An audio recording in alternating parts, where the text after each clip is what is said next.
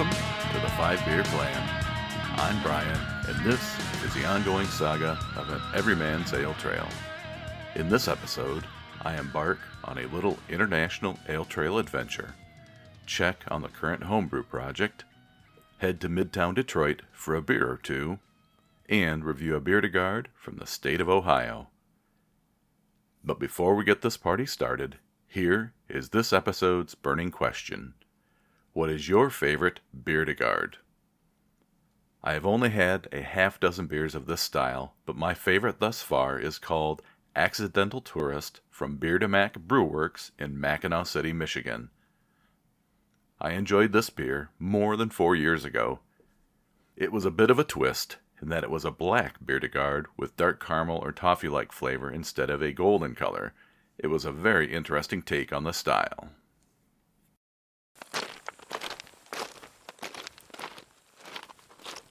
It's been a few episodes since I've shared some of my ale trail adventures. I do apologize, but it has been a very busy summer with several life changes that have all been good. So I found myself in Montreal for a few days. Montreal is known by several other names according to its history. Some notable ones are the City of Saints, the City of 100 Steeples, the Metropolis, and my favorite, Sin City. Seems apropos for a little brewery adventuring. As is usually the case, I leveraged the Drinking Socially Community Facebook group for suggestions, since there is quite a wide variety of experienced ale trails represented. I took all the suggestions into consideration and added some saves on my Google map to prioritize the stops. Beyond that, I did the obligatory search for best breweries in Montreal. Honestly, I was pretty amazed at just how many breweries or brasseries there were, somewhere in the range of 18 to 20. Just a fair bit of warning for any of my French-speaking followers and friends who are tuning in. I could try to do my best impression of Peter Sellers as Inspector Clouseau or Pepe Le Pew through the episode, but that would just be cliché. I will do my best, but inevitably, my Midwestern pronunciation will take over. So apologies in advance. It is pretty ironic, though, that my best French is the worst thing that one could ask if you don't know the language. Parlez-vous français? Upon arriving, I first settled into my hotel and got my bearings. I had not realized it until a few days before, but the Canadian Grand Prix was also happening on the day I arrived, which meant there would be a few extra thousand people in town. I decided to stay away from the true downtown and linger on the outskirts instead. My first stop would be Brasserie Haricana. I needed a bite to eat, and they had a pretty good-looking food menu. The venue was warm and inviting, with lots of what I can only describe as 70s wood vibe. Tammy was my server and was amazing, giving me some suggestions on other breweries and restaurants. I had my typical flight, choosing a Goza, a Saison, a Sour, and a Grodziski. The beers were outstanding, with my favorite being Saison de Allergie, a collaboration beer sans hops, but brewed with carrots and goldenrod and aged in white wine barrels with microflora from wild pastures. Mind blown, and I was only just getting started. Just a few minutes down the road was my next stop, Malone Brasserie. Caroline was behind the bar and helped me decide on a nice flight of 3, a German Pilsner, a Canadian Pilsner, and a Wild Ale. The Wild Ale was a blend of all versions of Hijos del Sol, which had a nice lemony zing. I was so impressed that I ordered a second Wild Ale, a blackcurrant foeder blend. So delicious. By this time, Yasmin, the manager, sauntered through and asked if I'd ever tried a Maliko, which was a specialty. I said I had not, and Caroline went to work pouring one for each of us. For some background, Maliko is a traditional Czech beer pour using a special side pull faucet called a luker that fills the glass almost entirely with thick, creamy, wet foam. The pour's name means milk in Czech, reflecting its milky appearance and sweet, smooth taste. It's designed to be consumed quickly like a shot to savor the hoppy aroma before the foam settles into liquid beer. I can confirm that yes, it was milky, sweet, and smooth. Prost. Before the night was over, I had one more stop to make. Biere de Garde was another short drive away that was recommended. Raphael was behind the bar, flitting about, serving the nearly full bar. I ordered half pours of a mild, a saison, and a Scotch ale. The de Riave Yuzu Saison was my favorite, with delicate yuzu on the nose with a hint of peppery spice. The next day was a beautiful one, so I decided to venture to Messerim, which I heard was known for their IPAs. The venue was kind of in the midst of an older industrial section. It had a large outdoor patio section with several dozen picnic tables beneath an old water tower and what could only be described as an arbor of sorts with strings and lights spanning the gaps. I ran into Yasmin and his girlfriend as well, which told me I was in the right place. There was a large indoor space where you ordered your beer, and immediately I was hit by the aroma of hops. They were brewing. Anyway, I digress. Tony helped me narrow things down. I ended up having a couple of NE IPAs, a fruited sour, a farmhouse ale, and a Kolsch. The Commutatio Blood Brothers collaboration NE IPA was brewed with Superdelic, HBC 1019, and Idaho 7, a soft and creamy tropical fruit salad on the tongue with an explosion of hops on the finish. Oh, and the first of several poutine options that were consumed. It had spicy popcorn chicken on top. It was time to move on to my next stop, Microbrasserie Four Origins, a few minutes down the road. Founded by four friends, the brewery was housed in a long, narrow building on a triangular-shaped piece of property. The place was hopping as it was trivia night. It was really hard for me to not chime in when action movies and actors were this particular round's topic. With over a dozen beers on tap, I ordered a flight comprised of a fruited sour, pale ale, American IPA, and a Westie. The Sunsplit American IPA was the winner here, with a citrus-forward flavor.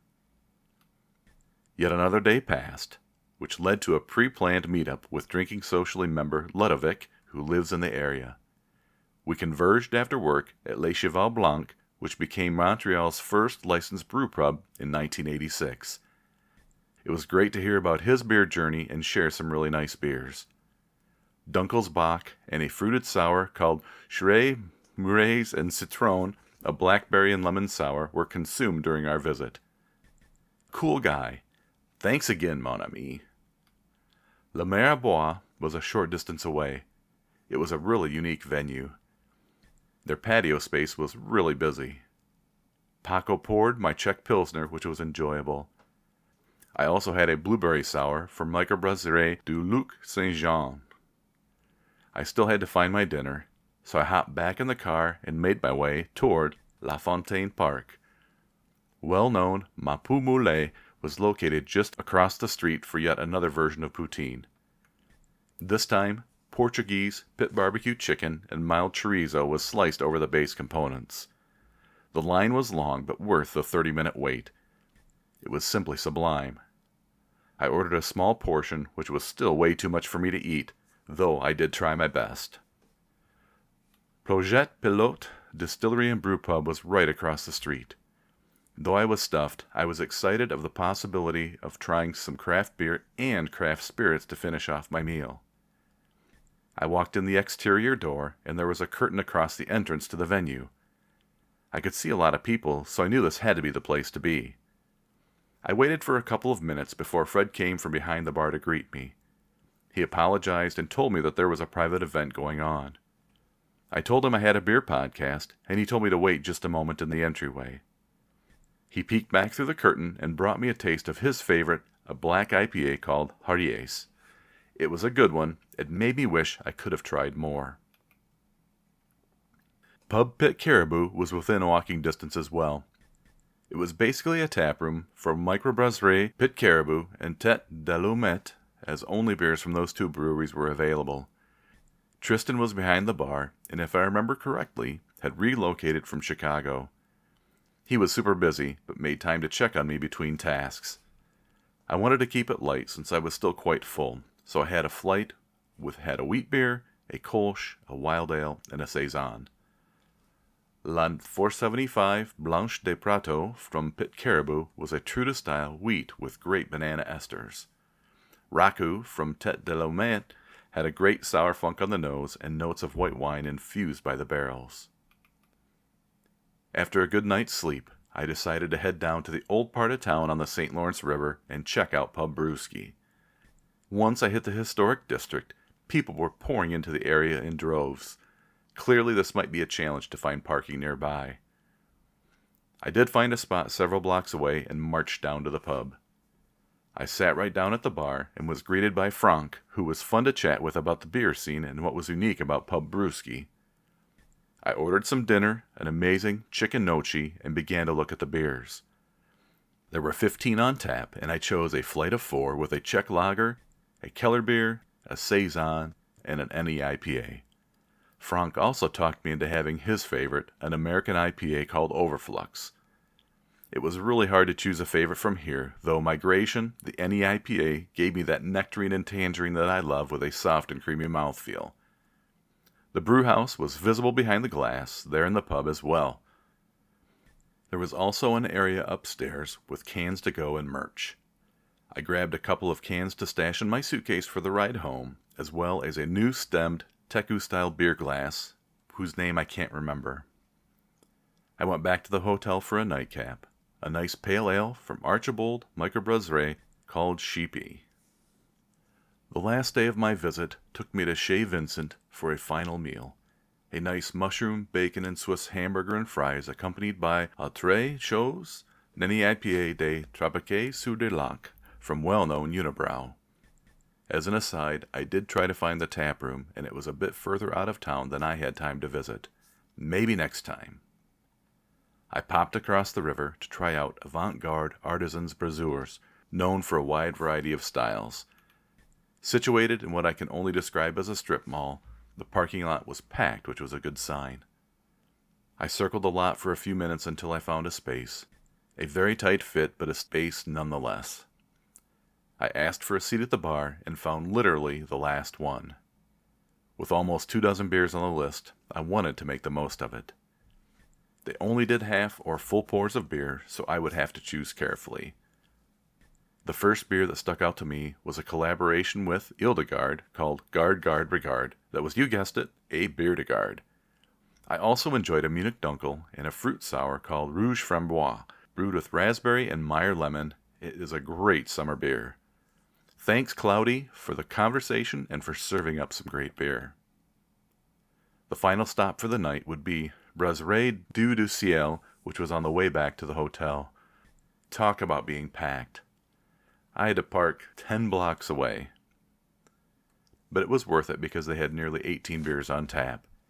Mary was super patient with me amidst the cacophony in the venue. For those that don't know, I'm hard of hearing in my left ear, and so a lot of extra ambient noise makes it difficult to hear. And of course, I didn't know the language, so there was that as well.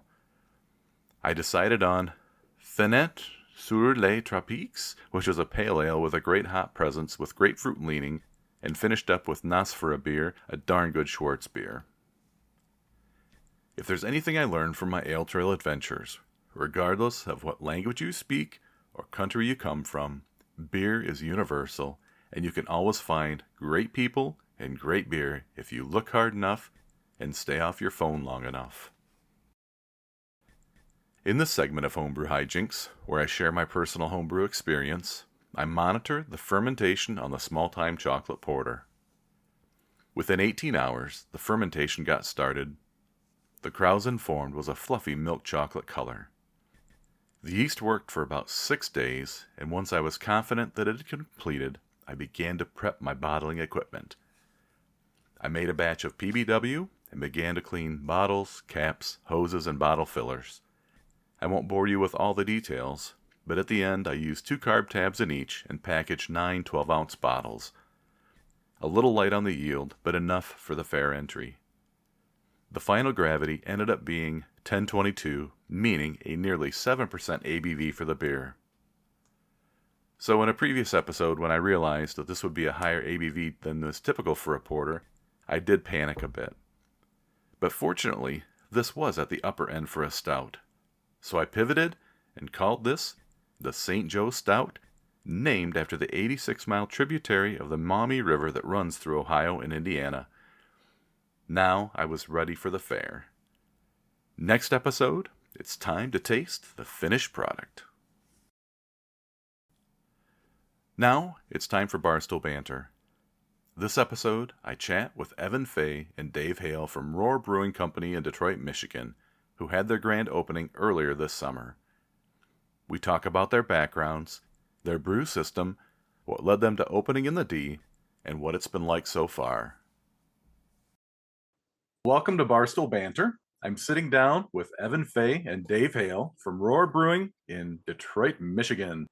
Thank you both for taking time out of your busy schedules to join me on the podcast. Happy to be here. Thanks for having us.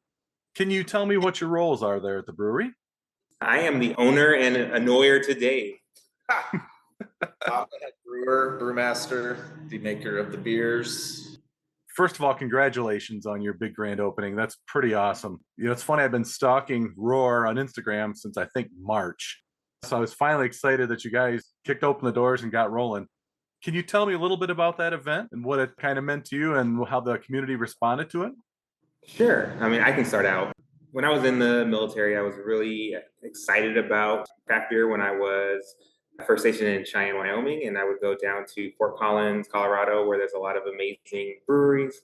My first kind of introduction to craft beer was through New Belgium, and I would go on their tours, and we would go out and hang out. And I didn't really know a lot about beer prior to joining the military. I thought, or craft beer. I kind of thought beer was just like, hey, you play beer pong with it, you have a good time with it, but it wasn't this like kind of culinary and whole experience. So kind of fell in love with the craft beer space at that point. Then I moved to Anchorage, Alaska, and there's a really good craft beer scene up there as well. I really fell in love with the culture and what breweries kind of bring to communities as a place where people can meet and hang out and play games. It really was kind of like the highlight of the places that I was stationed. And then likewise, as I would travel, all over the country through military service for different temporary duties, that's places that we would always kind of convene at our breweries. So I was like, one day when I'm grown up and I can kind of start something, or I would love to start a brewery. So now I'm here in Detroit and the opportunity kind of came up and we wanted to make a really cool brand and really kind of launch it. So the grand opening was a dream come true for me just to kind of see that come full circle. How about for you, Dave? I know you've been a part of some other breweries in the past. Yeah, I've been professionally brewing since really late 1996. Started as a home brewer in 92. Did a lot of traveling in my college days as a home brewer, as a college student. I'm an avid follower of a handful of bands. So those travels, I started seeking out craft breweries in those travels, mainly because I went to school in Kalamazoo in the late 80s, early 90s, when Bell's was really picking up and the culture and community-based support there is very strong and was very strong then. And I happened to have roommates that worked for Bell's. So that kind of got me really going in the craft industry. And then my travels, I found out, oh, wow, there's brew pubs all over the country. And so that's kind of how my passion kind of started for that. Well, I always think it's interesting to talk to brewery startups. What kind of challenges did you face there opening up in Detroit? So I think for me, I have some other businesses like cafes and art galleries, stuff like that. A brewery, it requires a whole different kind of skill set. Luckily, Dave was working at the previous brewery and we met. It was a good fit. So having an experienced master brewer helped a lot and really kind of curbed a lot of that learning curve. But just understanding kind of what's going to bring people to a brewery, right? So I think the craft beer space has kind of shrunk a little bit, or people aren't going, or there's less people drinking alcohol in general, especially the younger generation. So really it was trying to come up with a brand that really spoke to what made me originally fall in love with craft beer. The beer was part of it, but it was a byproduct of the environment. So we really wanted to focus on building that environment, making it approachable so anybody can walk in, and then having really solid programming, which I know a lot of breweries have solid programming, but us kind of linking Roar with sports and bringing that kind of fun, unapologetically fun is like a tagline that we use, because we just want it to be a fun space where you can just come and kind of unwind after work or watching a game and meet somebody new or listen to some really cool music. Like we just want to make it this very fun place. You overtook a spot that had been an existing brewery already. So, what kinds of things did you have to do on the infrastructure side in order to make it brewer's own, so to speak? Sure. So, I mean, that was something that we really benefited from because there was a lot of the equipment. There's still some things that probably could have been retooled. In my everyday life, I do kind of real estate development. So, there were some things like adding some staircases or building a wall in order to act as, more storage space and stuff like that, which is small or any kind of new startup just to kind of give the space its own feel. But because a lot of the infrastructure was already there, I was able to kind of lean on both Dave's experience and then the existing infrastructure to be able to kind of hit the ground running. We plan on adding a 800 square foot Three Seasons room on the outside to be able to kind of have more usage in our colder months because we are in Michigan. We do also plan on kind of resizing some of our systems to be a little bit more streamlined. So those are still things that are happening, but while those things are kind of getting prepped and things are getting approved and layouts are being redrawn, we have the capacity to day one make some really high quality beer. Yeah, and it was nice you already had the pre-made master that knew the system and knows his beer. So kudos to you. That's really cool. Was there anything that you, Dave, had to have as far as upgrades went with the system before you opened? No, that was one of the beauties of like this whole project is on the brewing side, at least, in Roar, we're pretty well set. There's one thing that I've wished for from day one, and that's just resizing the brewery to what we're really capable for. Our previous Lenain Rouge project involved two buildings, a beer tunnel to, send bulk batches of beer over to the restaurants and serving tanks. And now that that is all gone, that side of it, we're just this nice little brewery. And that's kind of my goal is to really wrap our arms around that and not look at volumes that really don't fit the space. So that's a work in progress, but otherwise, the brewery is, I had brewed 54 batches of beer over here in our previous identity. So I knew the system very well, grain storage, how the mill works, and what my output and extracts are. So that aspect was very seamless. Yeah. How large of a system do you brew there with, Dave? It's a 10 barrel system, so I'm brewing anywhere from trying to gross 10 barrels and even go down to 5 to 6 barrels. So depending on style and sales, I like that flexibility. So the smaller batches could be higher gravity, or they could just be the beers that we're making to more fit with some better turnover. Okay. That's one of my goals is just having some more turnover, whether it be our specialty beers, our franchise 5 beers. Okay. Yeah, I remember that when I visited, the tanks you have are pretty huge. So are you thinking of adjusting the size of the tanks to be able to do those smaller batches then? Our main goal right now is to maybe keep a 20 barrel or 2 tank. Like we have a bright beer tank that's 20, that's fine. And then we have a handful of 20 barrel fermenters. So my goal is to turn those 20 barrel fermenters into 10 barrel conditioning tanks.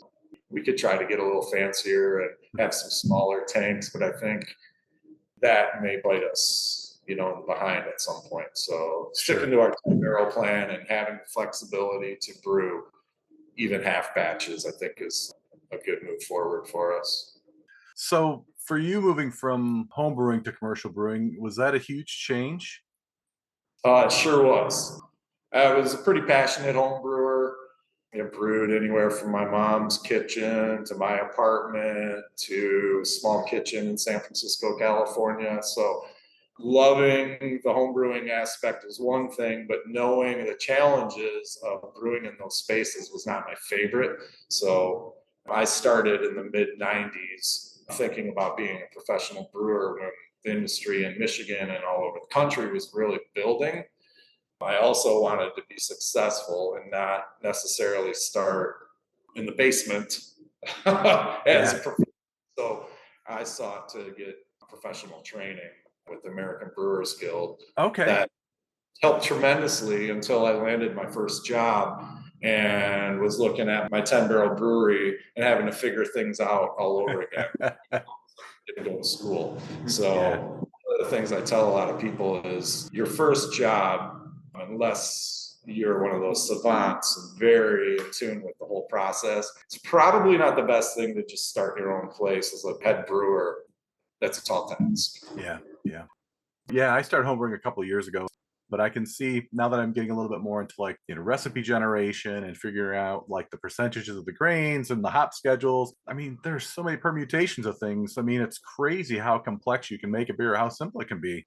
Yes. Yeah, I like simplicity, but I also like to get a little complex because of the bevy of ingredients that we have access to. So recipe formulation for me was never a big problem. It was all the processes after.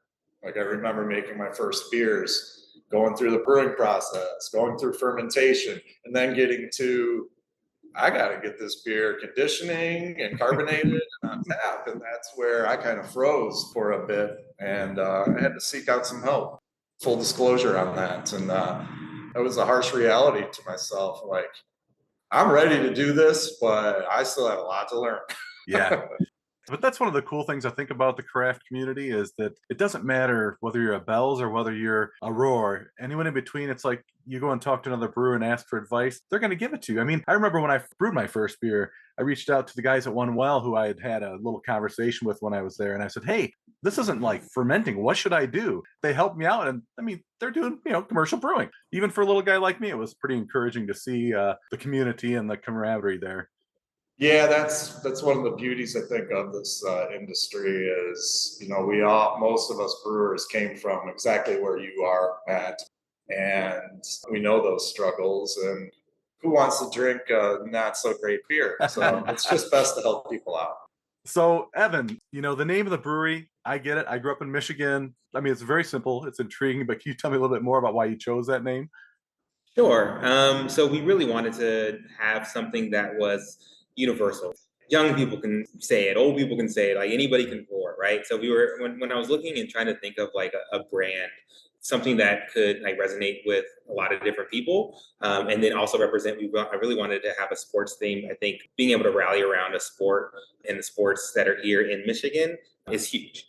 We wanted something that was like also one word. It was actually, can I get a Corona? Can I get a Miller? Can I get a Budweiser? We wanted one word. We didn't want to have like a whole mouthful of words because we wanted, as far as branding is concerned. Obviously, we have the Detroit Lions. I think the Lions it was like the end of the season too when I was kind of thinking about it. And it's like, what is something that a lion and a tiger does? Something that an engine does for Motor City, and the Pistons, obviously they're, an engine piston, an engine can roar. And then in hockey and soccer, when we score, the whole crowd roars. So it was one of those things where it's like, all right, like we can really make a fun brand around just this, onomatopoeia that is roar. And it's been a lot of fun. So even to the point where when new employees come, we call where our brew system is. We call it Pride Rock, and you have to like walk up the stairs and you have to roar. And we play the Lion King song. Same thing for customers when we're going on our tours. We want people to roar with pride. So it's just something that when I was kind of talking about it with my wife, and we went through a whole bunch of different iterations before, just felt like it could fit. It could be gritty, it could be fun, and something that could hopefully speak to all of Detroit and all of Michigan. Yeah, I love that. I mean, I'm just going to say selfishly, I think the Michigan sports teams tend to get a bad rap.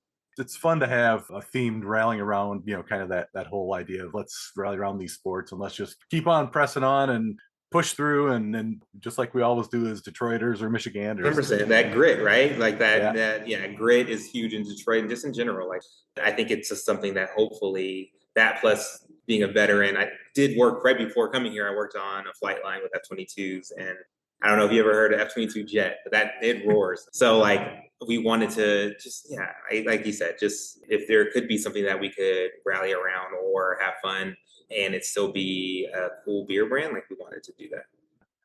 Well, Metro Detroit has a pretty big selection of breweries already. Why did you end up choosing Detroit?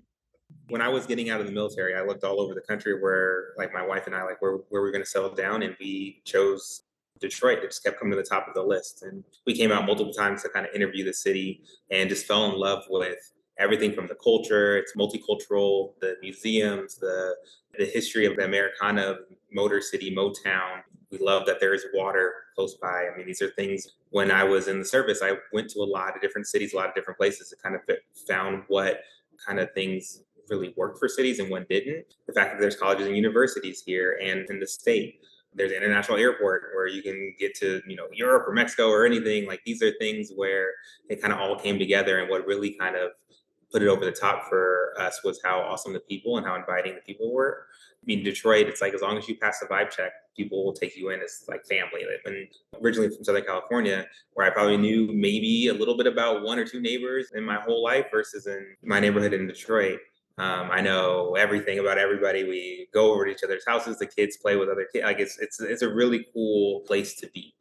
So we just fell in love with the city, and as an adopted son of the city, we are probably some of the biggest super fans of Detroit. My wife always makes fun of me, like, you love it so much. I'm like, yeah, we just love the city.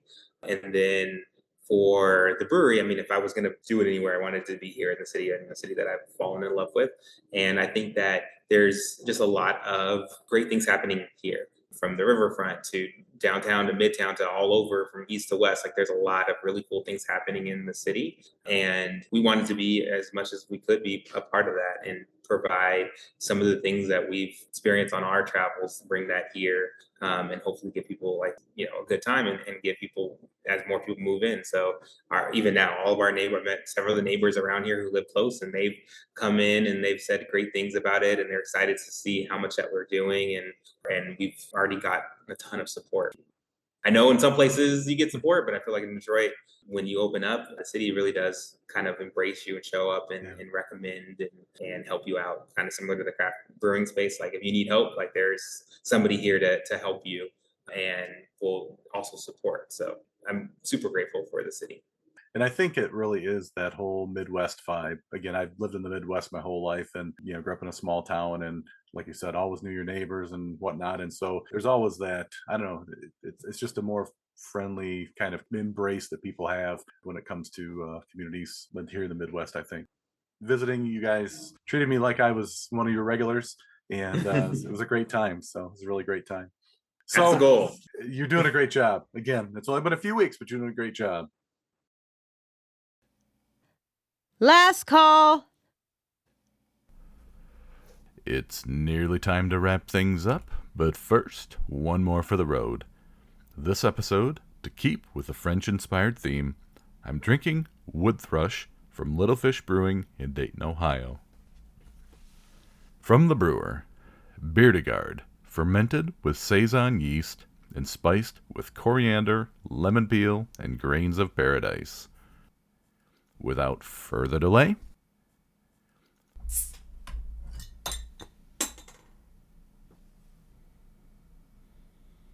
so this is a 6.5% ABV farmhouse ale in the style of Biere de Garde. Wikipedia tells me that Biere de Garde, or beer for keeping, is a strong pale ale or keeping beer traditionally brewed in the Nord-Pas-de-Calais region of France.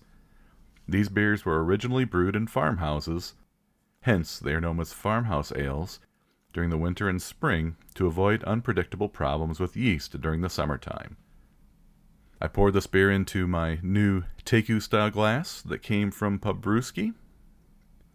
It pours a beautiful golden color, and this is exactly what I would expect from the style. It has a nice floral ester aroma on the nose, pretty mild. Maybe a little bit of graininess, appealing nonetheless.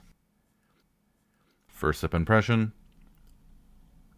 Okay, so this beer is very effervescent. This is characteristic of the style.